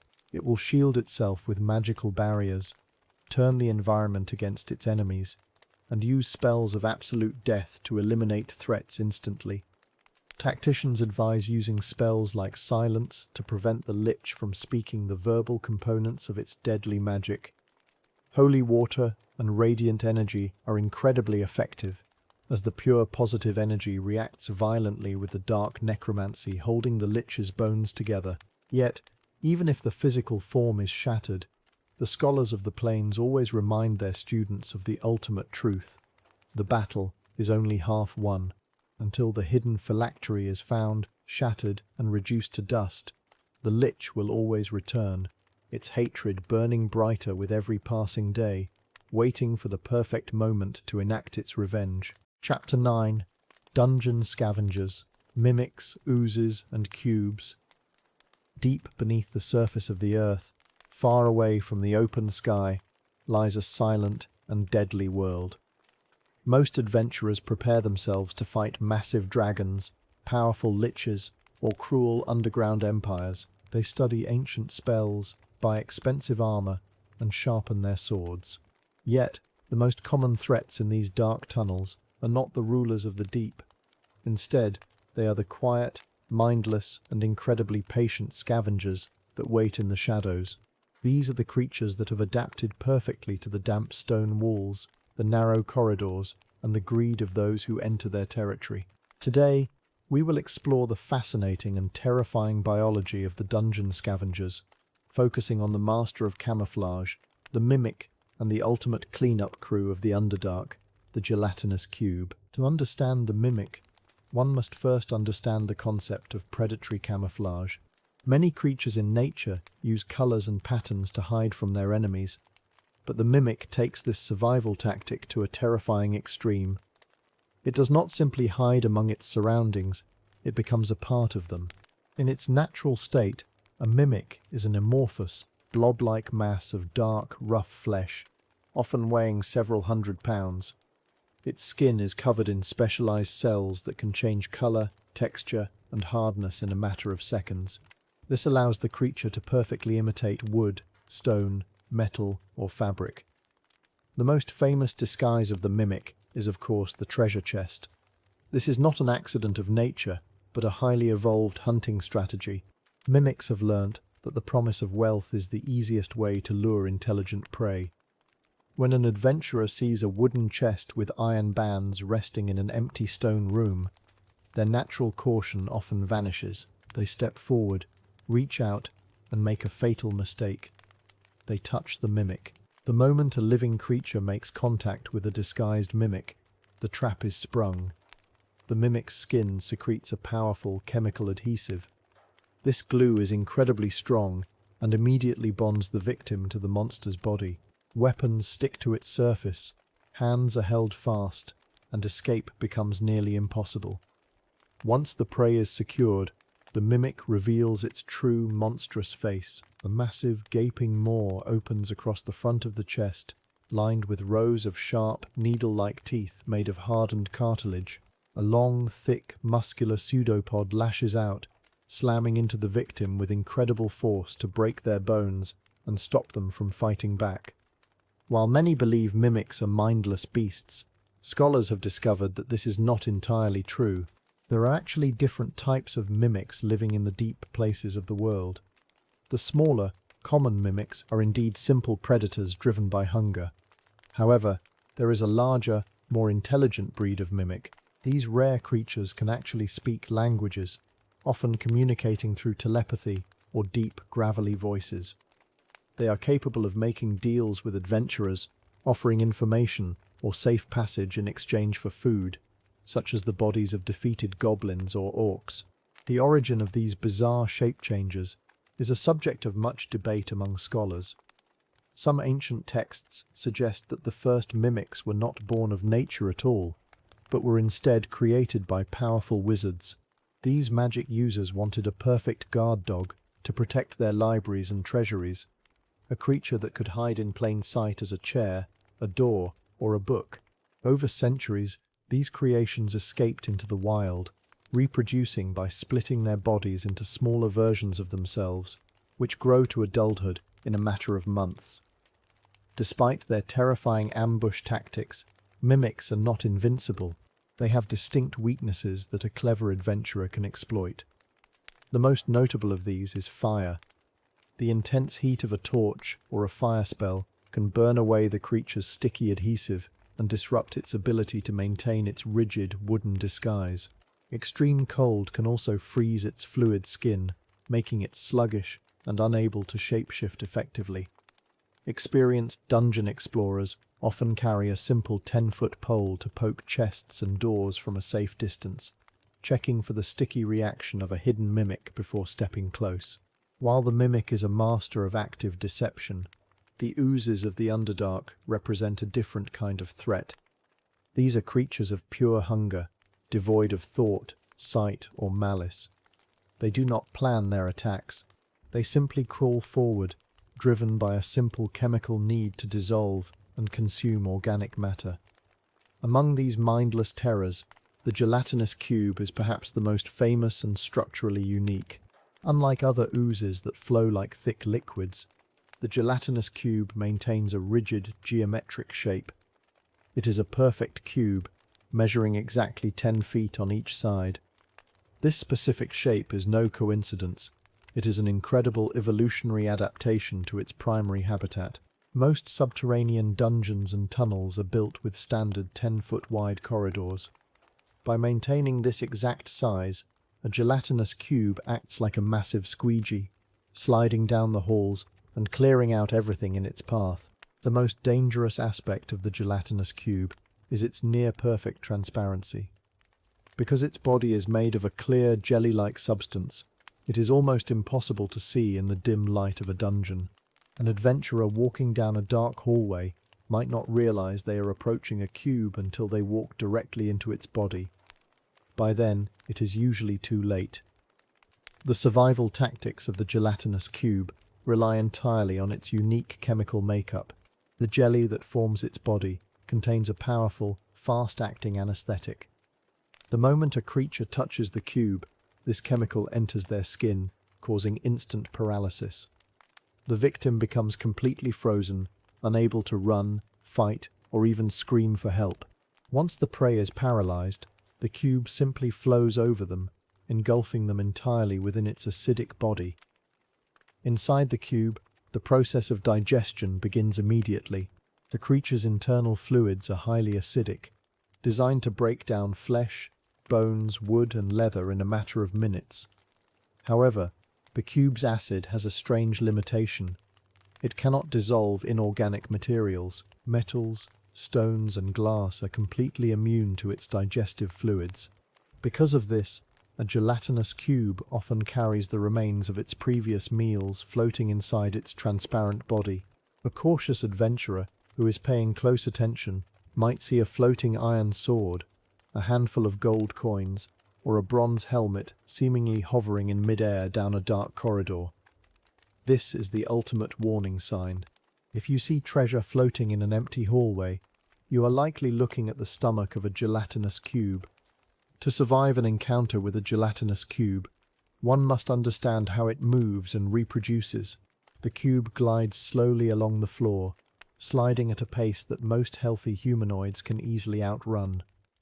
It cannot climb walls or squeeze through tight spaces very easily, making elevated positions a safe haven from its reach. Like mimics, gelatinous cubes are highly vulnerable to fire, which can dry out their watery bodies and disrupt their acidic structure. When a gelatinous cube grows large enough and has consumed enough food, it reproduces through a process of fission. The single cube will slowly stretch and divide into two smaller cubes, each about 8 feet on each side. Over the course of a few months, these young cubes will feed on whatever refuse they can find, eventually growing back to their full 10-foot dimensions. While the cube is the most orderly of the oozes, it shares its subterranean ecosystem with several other deadly relatives. The grey ooze, for example, looks like a simple wet patch of stone or a puddle of dirty water on the floor. It is highly acidic and has a special affinity for destroying metal armor and weapons, rusting them away in seconds upon contact. Then there is the ochre jelly, a thick, yellowish-orange sludge that can squeeze under doors and through tiny cracks in the wall. The ochre jelly has a terrifying defense mechanism. If an adventurer tries to slash it with a sword or strike it with lightning, the creature does not die, but instead splits into two fully functional smaller jellies, doubling the danger. Finally, the black pudding represents the pinnacle of acidic destruction. This massive tar-like mass can climb walls and ceilings, dropping down on unsuspecting prey from above. Its acid is so powerful that it can eat through wood, metal, and flesh almost instantly. Like the ochre jelly, it also splits when subjected to slashing or lightning damage, making it a nightmare for traditional warriors. In the grand ecology of the plains, these scavengers play a vital, if horrifying, role. Without the gelatinous cubes, grey oozes, and black puddings, the deep dungeons of the world would be choked with the rotting bodies of fallen monsters and adventurers. They are the ultimate cleanup crew, keeping the ancient stone corridors clear and silent, and the mimics serve as a constant, grim reminder that in the dark places of the world, greed is a deadly vulnerability. The next time you find yourself exploring a quiet, forgotten tomb, and you spot a beautiful, untouched wooden chest sitting in an empty room, remember to watch your step, check the air for the smell of acid, and never, ever touch the treasure. Chapter 10. Feywild Tricksters and Shadowfell Horrors. The multiverse is a structure of perfect balance, held together by opposing forces. Beyond the familiar borders of our material plane lie two reflection worlds. They are twin echoes of our own reality, yet they are stretched to dangerous extremes. One is the Feywild, a realm of endless twilight, wild growth, and overwhelming emotion. The other is the Shadowfell, a dark mirror of decay, silence, and absolute sorrow. To understand the creatures that walk these planes is to understand the two halves of the mortal soul. One is driven by the wild flame of life, and the other is pulled toward the cold silence of death. To step into the Feywild is to step into a world where color is brighter, sound is sharper, and feelings have physical weight. This is not a harmless fairy tale land. The magic of the Feywild is chaotic and uncaring. In this plane, the plants and beasts do not merely exist, they feel with a dangerous intensity. The creatures here are shaped by this emotional magic. They can be incredibly beautiful, but their beauty often hides a sharp and deadly edge. Consider the Quickling, a creature that represents the frantic pace of the Feywild. A Quickling is a tiny humanoid fey that moves so fast it appears only as a blur to the human eye. They were once lazy, normal fey who made a pact with the Queen of Air and Darkness to escape their chores. The Queen granted them incredible speed, but she stole their lifespans in return. A Quickling rarely lives past 15 years. Because of this, they are always in a hurry. They speak in high-pitched screeches, play cruel tricks, and strike their enemies before those enemies even realize a fight has begun. To fight a Quickling, one must find a way to slow them down. Spells that create difficult ground or webs are incredibly effective, as a Quickling who cannot run is fragile and easily defeated. Even more dangerous is the Redcap. These small, bloodthirsty killers are born of violent thoughts. When a creature commits a murder in the Feywild, or near a crossing to the material plane, the soil drinks the spilled blood. From that dark earth, a redcap sprouts. They look like tiny old men with leathery skin, pointed ears, and long white beards. They wear heavy iron boots that make a loud clacking sound when they run. Most importantly, they wear a pointed leather cap that must always remain wet with fresh blood. If the cap dries out, the redcap dies. Because of this biological need, they hunt constantly, using heavy iron sickles to harvest their victims. They possess unnatural strength for their size, capable of overpowering grown humans. The best defense against a redcap is to keep your distance. Their iron boots make them loud, meaning they can rarely surprise an alert traveler, and they lack any ranged attacks. Not all Fey are born of joy or violence. Some are born of pure, corrupted terror. The Meanlock is a prime example of this dark side of the Feywild. These creatures are small, deformed humanoids with insect-like features, covered in black needles. They do not reproduce naturally. Instead, they are born when a mortal is consumed by absolute, overwhelming fear. The ambient magic of the Feywild transforms that terror into a physical creature. Meanlocks live in dark, damp tunnels and hunt in packs. They use telepathy to whisper frightening thoughts into the minds of their prey, slowly driving them mad. Once their victim is paralyzed with fear, the Meanlocks carry them down into their dark dens. Over several hours, they perform a dark psychic ritual that transforms the victim into a new Meanlock. To defeat them, one must resist their mental attacks. Keeping a bright light source nearby can help, as Meanlocks hate the sun and are much weaker in bright light. Now, we must turn our gaze away from the vibrant colors of the Feywild and look into the grey, lifeless depths of the Shadowfell. If the Feywild is a world of too much feeling, the Shadowfell is a world of nothing at all. It is a place where the sky is always black or grey, the water is cold and tasteless, and a heavy fog hangs over the dead landscape. The magic of this plane drains the color, warmth, and hope from anyone who stays too long. The creatures here are not driven by passion or mischief. They are driven by hunger, grief, and the cold desire to end all life. The most tragic and horrifying residents of this plane are the Sorrows Worn. These monsters are the physical forms of negative emotions given life by the dark magic of the Shadowfell. There are 5 main types of sorrows worn, each representing a different kind of mental suffering. The angry, the hungry, the lonely, the lost, and the wretched. The lonely is a tall, thin monster with long, grasping arms that end in sharp hooks. It is born of the pain of isolation. It wanders the empty wastes of the Shadowfell, desperate for any kind of contact. When it finds a living creature, it uses its long arms to pull them close, hugging them tightly. However, its embrace is deadly, dealing necrotic damage as it drains the life force of its victim. The tragic irony of the lonely is that it is hurt by the very presence of others. If a group of adventurers surrounds the lonely, the monster becomes overwhelmed and suffers psychic distress. To survive an encounter with the lonely, you must stick together. It is strongest when it can isolate a single target.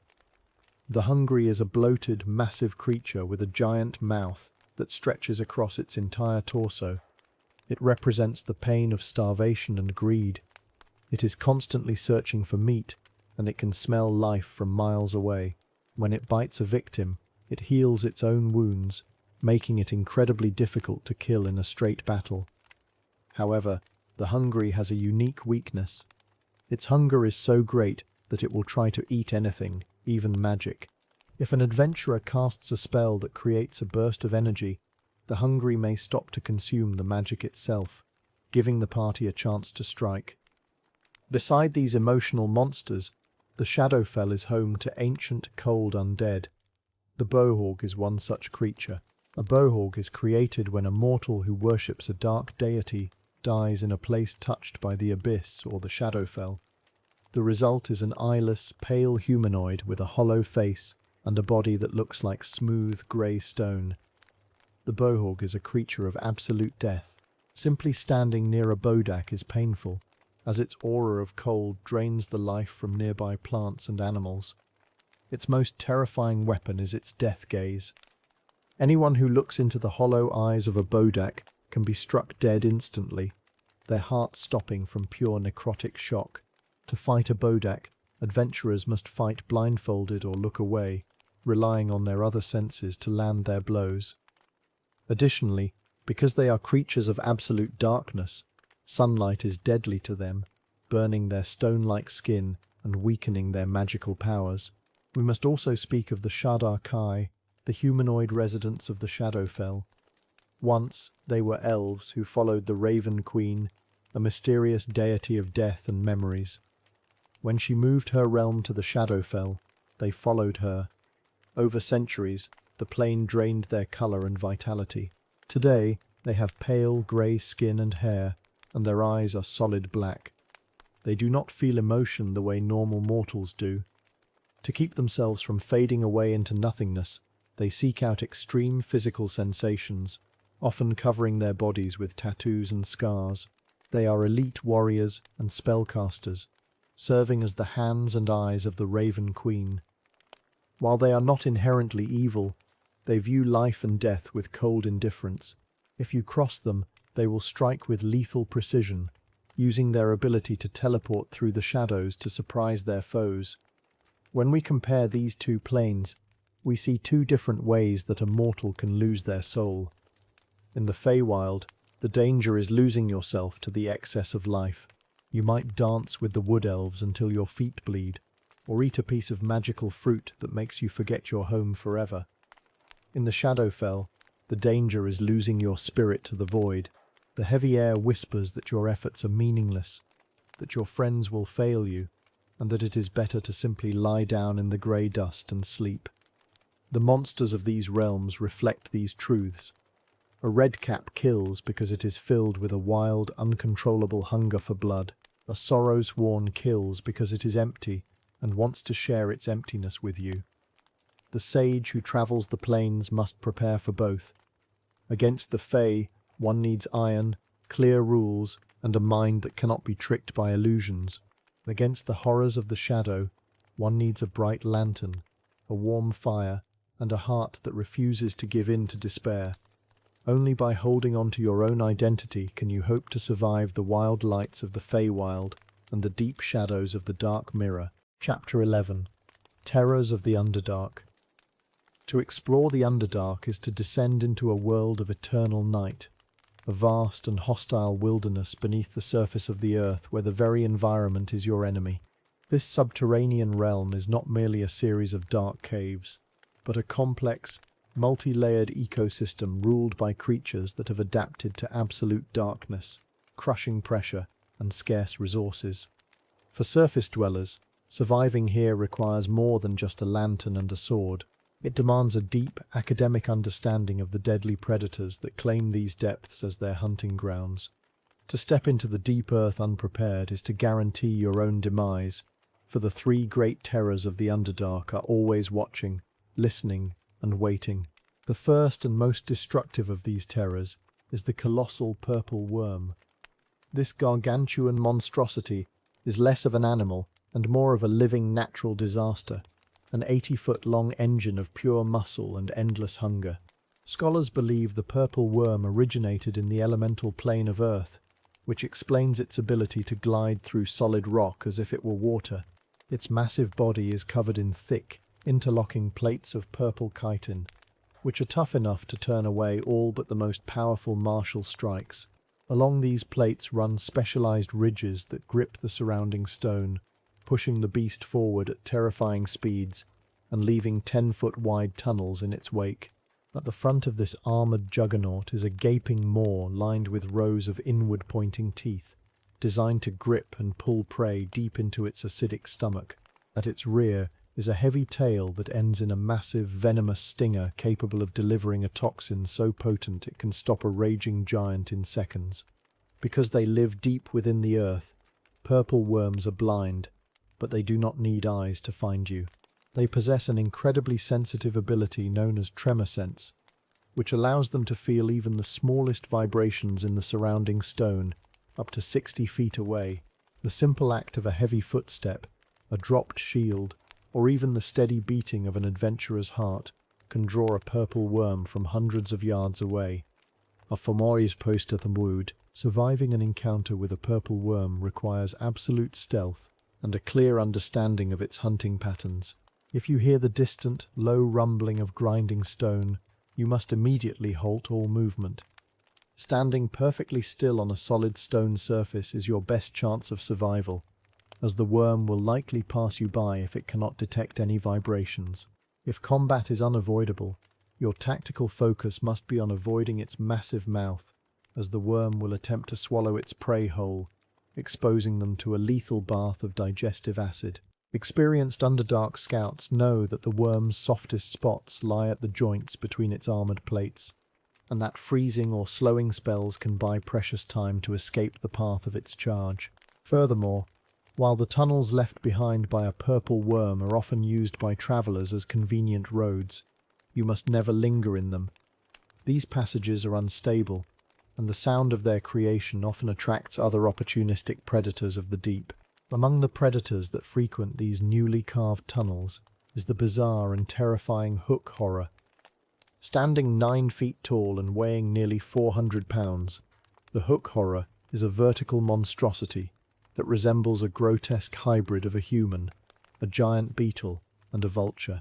Its body is protected by a mottled grey, rock-like exoskeleton covered in sharp, defensive studs. Its bird-like head features a massive, hooked beak capable of snapping bone with ease, and its multifaceted eyes are suited for the dimmest environments, though they are easily blinded by bright, sudden light. The defining features of the hook horror, and the source of its name, are its forelimbs.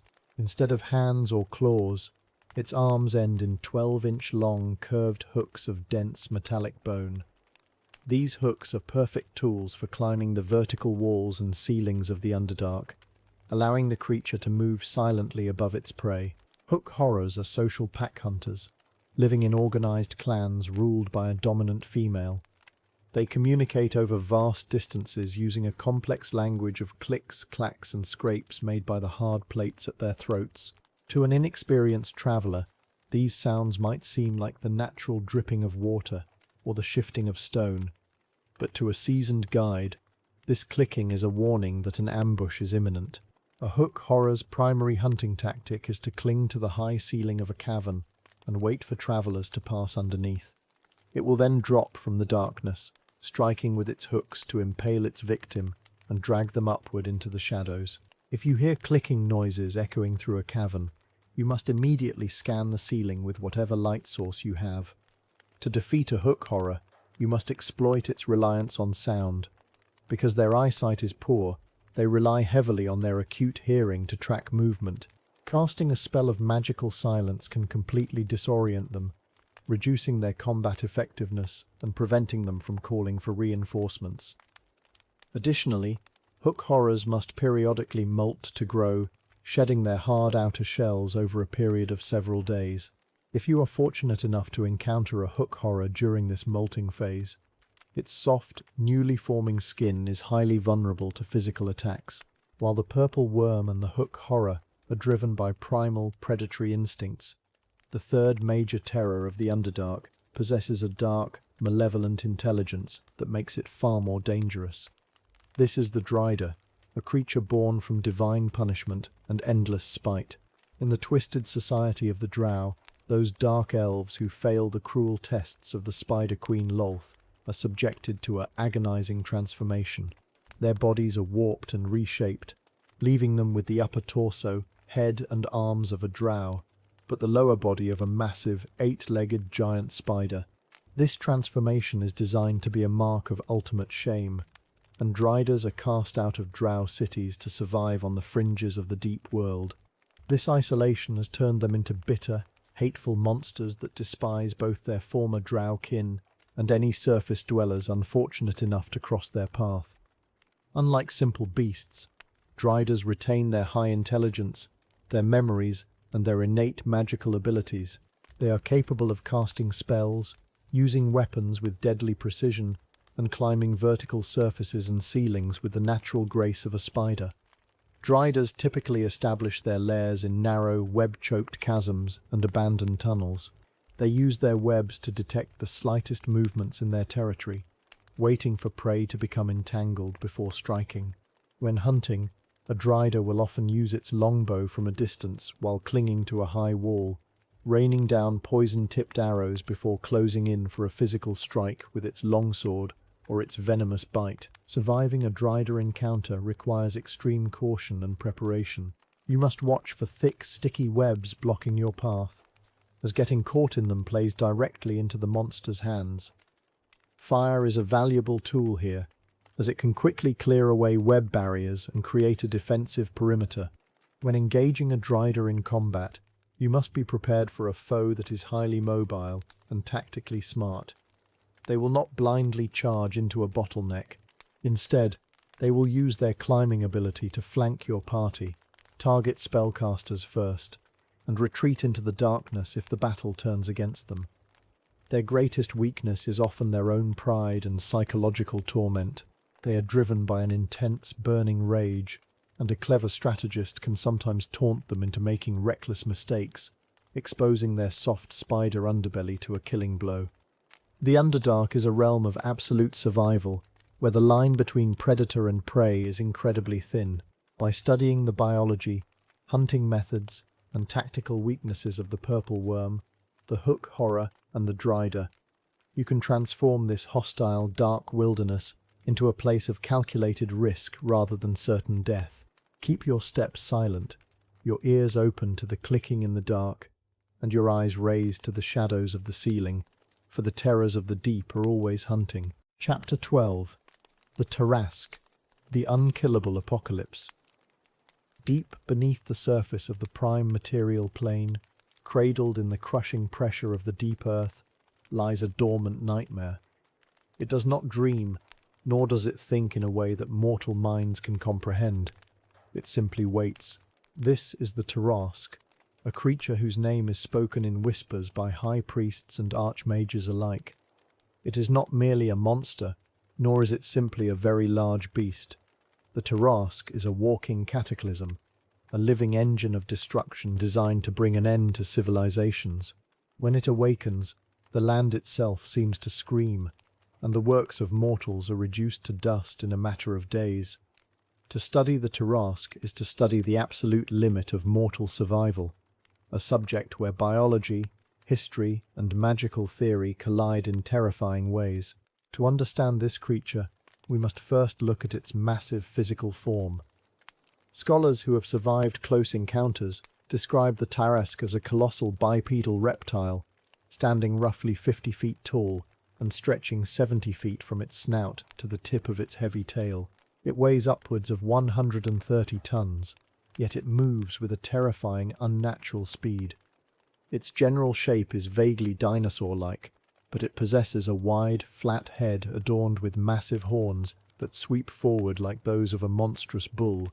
Its face has a strangely expressive, almost lion-like quality, dominated by a cavernous mouth filled with rows of jagged teeth. Every step it takes shakes the ground, and its heavy tail can sweep across the battlefield like a falling tower, crushing entire squads of soldiers with a single movement. The most famous anatomical feature of the Tarrasque is its incredible carapace. This massive, dome-like shell covers its back and shoulders, composed of a unique mineral structure that resembles organic diamond.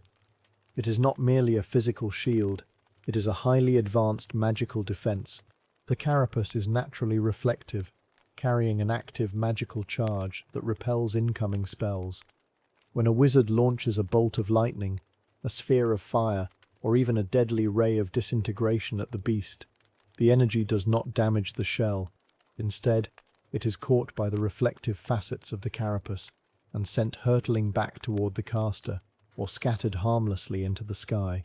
This makes the Tarrasque nearly immune to standard ranged magical assaults, forcing would-be heroes to face the beast in close combat where its physical dominance is absolute. In close combat, the Tarrasque is a whirlwind of biological weaponry. It is capable of unleashing a rapid flurry of attacks that can tear through iron walls and magical wards with ease. It strikes with its massive front claws, goring with its heavy horns, biting with its cavernous jaws, and lashing out with its tail. Its maw is particularly dreaded. Any creature unfortunate enough to be caught in its bite is often swallowed whole. Once inside, the prey enters a digestive system that is nothing short of a magical furnace. The Tarrasque possesses 3 distinct stomachs, each filled with incredibly potent digestive fluids. The acid within these chambers is so strong that it can dissolve even legendary artifacts that are otherwise indestructible. One of these stomachs contains a unique chemical mixture that strips the magic directly from enchanted items, rendering magical swords and shields into useless, melting scrap metal within moments. Beyond its offensive might, the true horror of the Tarrasque lies in its legendary regenerative abilities. In ancient texts and earlier historical records, the beast was considered truly unkillable. Its flesh healed almost instantly, knitting back together even as blades carved into it. If a mighty hero managed to sever one of its limbs, a new one would grow in its place in a matter of seconds. Even more terrifying was the fact that the Tarrasque could regenerate its entire body from the smallest scrap of remaining tissue. If a kingdom rallied its armies, brought down the beast with siege engines, and burned its body to ashes, a single drop of its blood, or a speck of its tissue left in the soil, would slowly draw nutrients from the earth. Over the course of days, that tiny fragment would reform into a fully grown, fully healed, and exceptionally angry Tarrasque. Because of this endless cycle of rebirth, ancient mages had to develop highly specialized methods to deal with the monster. To truly put the Tarrasque down, a party of adventurers had to perform a monumental task. First, they had to bypass its magical immunities and reduce its massive physical form to absolute ruin, bringing it to the very brink of death. Once the beast was completely incapacitated and unable to fight back, a spellcaster had to immediately cast a wish or a miracle spell. This powerful cosmic magic did not actually kill the beast.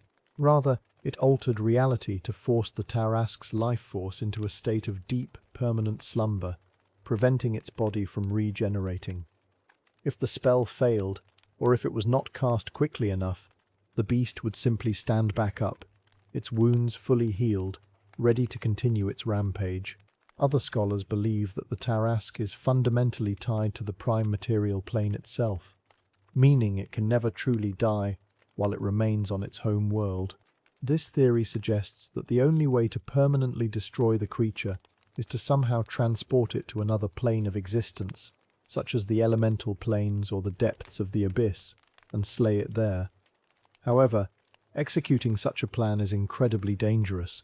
Attempting to open a portal large enough to swallow a 130-ton monster requires immense magical energy, and the Tarrasque is unlikely to go quietly into the rift. If the portal were to fail mid-transport, the resulting magical backlash could easily destroy the casters and leave a partially displaced Tarrasque loose in the multiverse. Thus, the origin of the Tarrasque is a subject of endless debate among planar historians and theologians, because there is only ever one Tarrasque active on a world at any given time. Many believe it was not born through natural means. Instead, the prevailing theory is that the beast is a living weapon, forged by ancient and forgotten gods, pitiless elemental lords, or a cabal of primordial wizards from the dawn of time. Some myths claim it was created as a cosmic reset button, a failsafe designed to cleanse the world of mortal civilizations when they became too powerful, too corrupt, or too arrogant. When mortals push the boundaries of magic too far, the earth trembles, and the Tarrasque rises to tear down their spires and return the world to a wild, primordial state. Boom! This theory is supported by the highly predictable yet devastating cycle of the Tarrasque's behavior. The creature spends the vast majority of its existence asleep, buried deep within the planet's crust, or sleeping near the molten core. It can hibernate for decades, centuries, or even millennia without needing sustenance. However, when it does wake, it is driven by an insatiable, all-consuming hunger. It will rampage across the land for a period of several days or weeks, eating everything in its path, including plants, animals, humanoids, buildings, and even the very soil. Once its monstrous appetite is temporarily satisfied, or if it is heavily injured by defenders, it will burrow back into the earth and fall into another long period of hibernation. The psychological effect of the Tarrasque's arrival is almost as destructive as its physical attacks. The beast radiates a powerful aura of dread, known as its frightful presence. This is not a simple fear that can be overcome with bravery. It is a primal, biological terror that bypasses the rational mind. When the Tarrasque approaches a city, animals flee in a frantic panic, and trained soldiers drop their weapons, paralyzed by the sheer horror of the creature's existence. Only the most strong-willed heroes, often bolstered by powerful abjuration magic, can stand their ground and face the beast without losing their minds to fear. Over the centuries, some desperate or incredibly ambitious societies have attempted to exploit the Tarrasque's unique biology. The most famous and dark of these legends is the concept of a city built around the sleeping monster. According to these tales, a powerful empire managed to capture or bind the Tarrasques using powerful artifact chains and sleep-inducing magic. Rather than trying to destroy the unkillable beast, they built a city directly over its bound body. Because the Tarrasque endlessly regenerates its flesh and blood, the citizens began to harvest it. Teams of workers would carve out tons of meat from its flanks to feed the population, while others drained its blood to create powerful potions or harvested its bones and carapace to forge weapons and armor. It was an economy built entirely on the systematic torment of a living god. Of course, such campaigns always carry a terrible risk. If the binding spells ever weaken, or if the chains of adamantite should snap, the city above is instantly doomed as the awakened beast takes its revenge. While different eras and different worlds have recorded varying accounts of the Tarrasque's power, its fundamental role in the multiverse remains unchanged. It is the ultimate test of mortal endurance, a symbol of the untamable wildness of the material plane.